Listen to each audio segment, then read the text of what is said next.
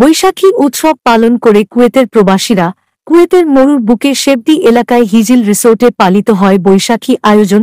কুয়েতে বসবাসরত বিভিন্ন জায়গা থেকে হাতে হাতে করে নারীদের নরম ছোঁয়া বিভিন্ন রকমের পিঠা তৈরি করে তারা।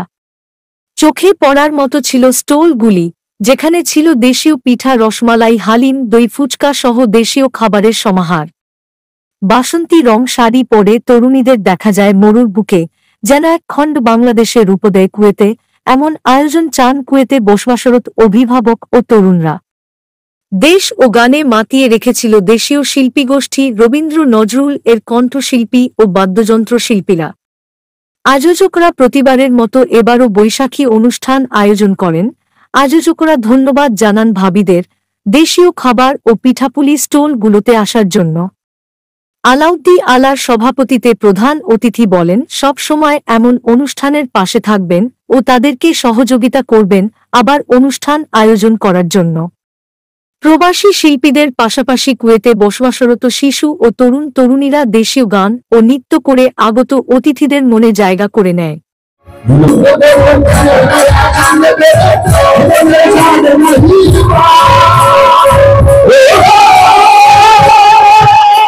আজকের অনুষ্ঠানটা অনেক সুন্দর হচ্ছে। আমরা বাঙালিরা এসব অনুষ্ঠানের মাধ্যমে একজন একজনের সাথে পরিচিত হতে পারি। আমরা যে শুধু প্রবাসে আছি, সবাই কিন্তু এর মধ্যেই আমাদের বাংলার যে নববর্ষের অনুষ্ঠানটা সবাই অনেক মজা করতেছি, অনেক আনন্দ করতেছি। অনেক ভালো লাগতেছে। এটা ডিফারেন্ট, ইউজুয়ালি এরকম দেখা যায় না বাংলাদেশে। আমরা বাংলাদেশে থাকি না, যাই না, সো এটা দেখতে পারি না, but it is very nice. অনেক ভালো লাগে, এরকমটা হোক প্রতি বছর, এটা তোমরা চাও? মামা কোথায়?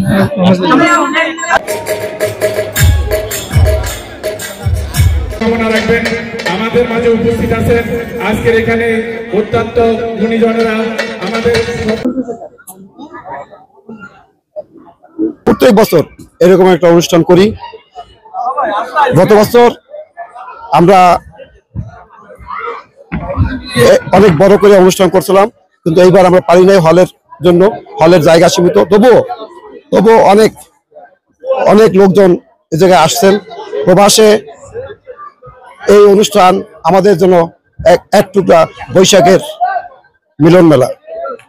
আজকে এই জায়গায় পিঠা উৎসব, যে ভাবিরা পিঠা নিয়ে আসছেন, আমি তাদেরকে আমার পক্ষ থেকে আন্তরিক কৃতজ্ঞতা জানাচ্ছি।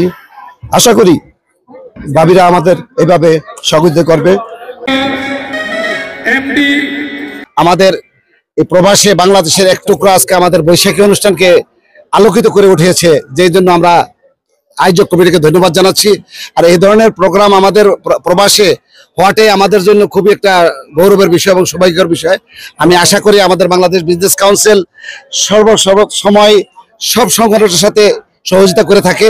এবারও এই সংগঠন যারা আয়োজক করেছে, যারা আয়োজক কমিটি, এখানে নেতাকর্মী যারা আছে, সবাইকে আমি ধন্যবাদ জানাচ্ছি তারা এত সুন্দর একটা প্রোগ্রাম করার জন্য এবং আমাদেরকে আমন্ত্রণ করার জন্য।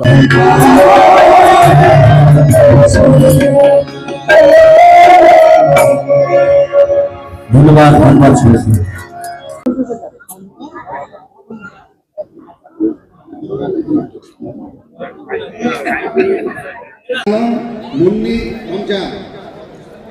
আরো উপস্থিত আছেন নূরজাহান ভাবি।